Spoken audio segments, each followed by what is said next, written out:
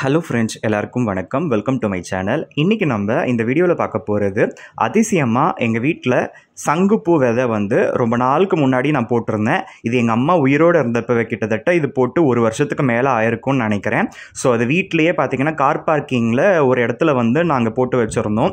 So அதுக்கு ஃப்ரீக்வெண்ட்டாக தண்ணி ஊற்றலனாலும் ஒரு 2 days ஒன்ஸ் நாங்கள் தண்ணி ஊற்றிக்கிட்டே தான் இருந்தோம். ஸோ மழை பெஞ்சால் லேசாக அந்த சாரலெல்லாம் கூட அதில் விழுந்துக்கிட்டு தான் இருந்தது. ஸோ இப்போ பார்த்திங்கன்னா வெரி ஃபஸ்ட் டைமு அதில் பூ பூக்க ஆரம்பிச்சிருக்கு. நேற்றே வெள்ளிக்கிழமை பூத்துருக்குன்னு நினைக்கிறேன். ஸோ வரலட்சுமி விரதம் அன்னைக்கு பார்த்திங்கன்னா ஃபார்ச்சுனேட்டாக வெள்ளை சங்குப்பூ புஷ்பம் பூத்துருக்குது. ரொம்ப நல்லா இருந்தது. எங்கள் அம்மா உயிரோடு இருந்திருந்தாங்கன்னா இதை பார்த்துருந்தாங்கன்னா ரொம்ப சந்தோஷப்பட்டிருப்பாங்க. ஸோ அது பார்த்திங்கன்னா வைலட் கலரில் வரும்டா, சாமிக்கெல்லாம் கூட வைப்பாங்க அப்படின்னு சொல்லிட்டு சொன்னாங்க. கடைசியில் பார்த்திங்கன்னா இது வெள்ளை கலர் சங்குப்பூ புஷ்பம், அதனால் வெள்ளைன்றது இன்னும் கூட நல்லது. ஸோ சாமிக்கெல்லாம் படைக்கிறப்ப இது இன்னும் கூட நல்லதுன்னு சொல்ல வரேன்.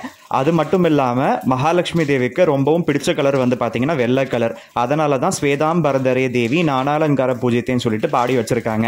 அதில் அந்த ஸ்வேதாம்பரதரே தேவின்றதில் அந்த ஸ்வேதம்ன்றது பார்த்திங்கன்னா வெள்ளை கலரை குறிக்கிறதா சொல்லுவாங்க.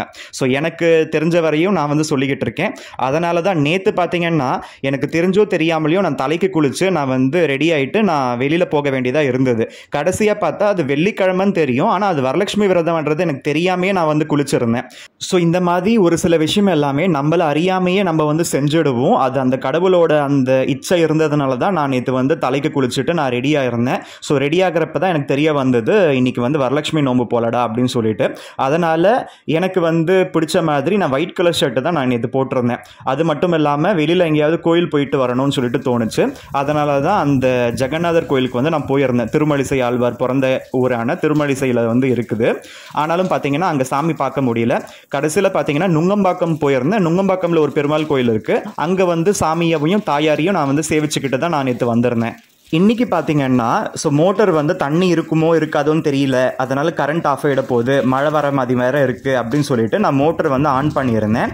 ஸோ அது பார்த்திங்கன்னா மோட்டர் ரொம்பிடுச்சு. நான் ஆஃப் பண்ண போகையில் அப்போ தான் பார்த்தேன் கண்ணில் பட்டுது இந்த சங்குப்பூ பூத்துருக்கு. அதுவுமே வெள்ளை கலர் சங்குப்பூ. இதெல்லாம் எங்கள் அம்மா பார்த்துருந்தாங்கன்னா ரொம்பவும் சந்தோஷப்பட்டிருப்பாங்க. ஆனால் பார்த்திங்கன்னா அன்ஃபார்ச்சுனேட்லி அவங்க மே மாதம் 24 இந்த 2024 இறந்துட்டாங்க. ஸோ அவங்களோட இழப்பை என்னால் இவ்வளோ சிம்பிளாக பேச முடியுதே தவிர நிறைய நேரத்தில் நான் நினச்சி நான் அழுதுகிட்டு தான் இருக்கேன். என்னதான் இருந்தாலும் அம்மா தான். ஸோ எனக்கு இப்போ அம்மாவும் இல்லை அப்பாவும் இல்லாமல் அனாதையாக தவிச்சுக்கிட்டு இருக்கேன். ஸோ இந்த மாதிரி நேரத்தில் இந்த பூ பூத்திருந்ததை பார்த்த உடனே எனக்கு ரொம்ப சந்தோஷமாக இருந்தது. அந்த ஒரு ஃபியூ செகண்ட்ஸ் அந்த சந்தோஷம் வார்த்தையால் சொல்ல இயலாத ஒரு சந்தோஷம். இந்த வெண்சங்கு பூ பார்த்திங்கன்னா மகாவிஷ்ணுவுக்கு படைச்சா கண்டிப்பாக நம்ம நினச்சதெல்லாம் நிறைவேறும்னு சொல்கிறாங்க. அது மட்டும் இல்லாமல் இந்த பூ மகாவிஷ்ணுவுக்கும் பிடிக்குது, அவரோட பத்னியான அந்த மகாலட்சுமி தேவிக்கும் பிடிக்குது. அதனால் இந்த பூவை யார் வீட்டில் வளர்த்திங்கனாலும் அவங்களுக்கு பண வரவு நல்லா இருக்கும்னு சொல்லிட்டு போட்டிருக்காங்க. ஸோ இதெல்லாம் எந்த அளவுக்கு உண்மைன்றது தெரியல. நம்மளோட ஹார்ட் ஒர்க் அண்ட் எஃபோர்ட்ஸும் போடணும், கடவுளோட அனுகிரகமும் இருந்தால் நமக்கு எல்லா தனமும் சேரும். ஸோ செல்வம்ன்றது காசு மட்டுமே கிடையாது, அறிவு கூட. நல்ல அறிவை கொடுத்துருக்காங்கன்னா அதுவே ஒரு பெரிய செல்வம் தான். நமஸ்தேஸ்து மகாமாயே ஸ்ரீபீடே சுரபூஜிதே சங்க சக்கர கதாஹஸ்தே மகாலட்சுமி நமோஸ்துதே. நமஸ்தேஸ்து கருடாரூடே கோலாசுரபயங்கரி சர்வ பாப ஹரே தேவி மகாலட்சுமி நமோஸ்துதே. சர்வஜ்ஞே சர்வ வரதே சர்வ துஷ்டபயங்கரி சர்வ துக்க ஹரே தேவி மகாலட்சுமி நமோஸ்துதே. சுத்தி புத்தி பிரதே தேவி பக்தி முக்தி பிரதாயினி மந்திரமூர்த்தே சதா தேவி மகாலட்சுமி நமோஸ்துதே.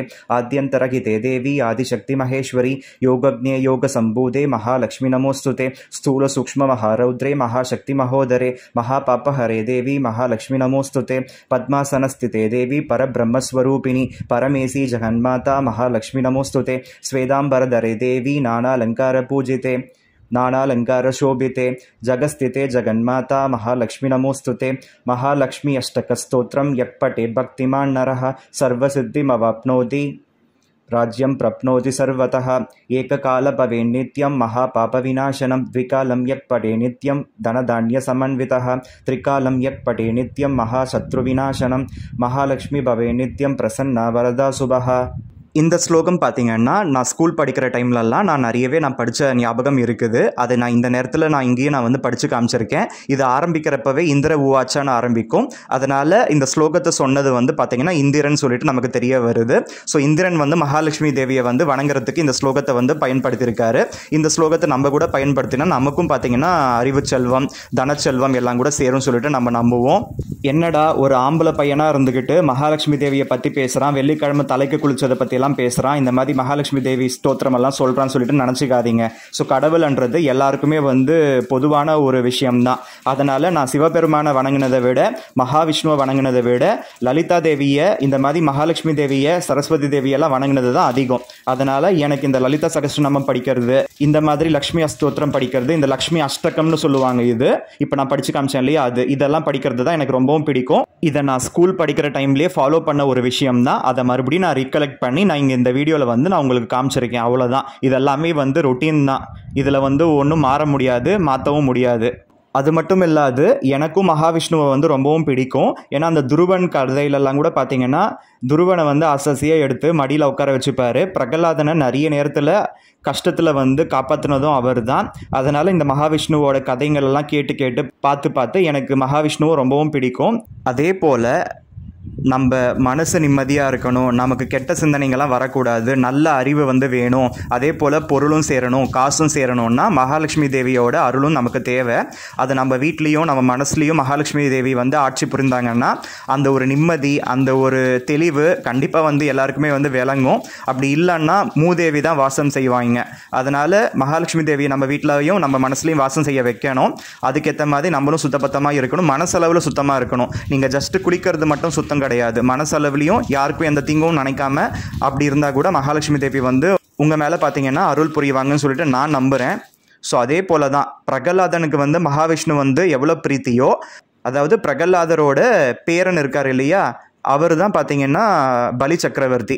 அந்த பலி சக்கரவர்த்தி பார்த்தீங்கன்னா மகாலட்சுமி தேவியோட பக்தனாக விளங்கினார். கடைசியாக பார்த்தீங்கன்னா அந்த பலி சக்கரவர்த்திக்கு பார்த்தீங்கன்னா மகாலட்சுமியோட அருளால் நிறைய பொருளும் பதவியும் பார்த்தீங்கன்னா நல்லாவே கிடைச்சது. கடைசியில் வாமன அவதாரம் எடுத்து அவரையுமே பார்த்தீங்கன்னா பெருமாள் ஆட்கொண்டதா கதையும் இருக்குது.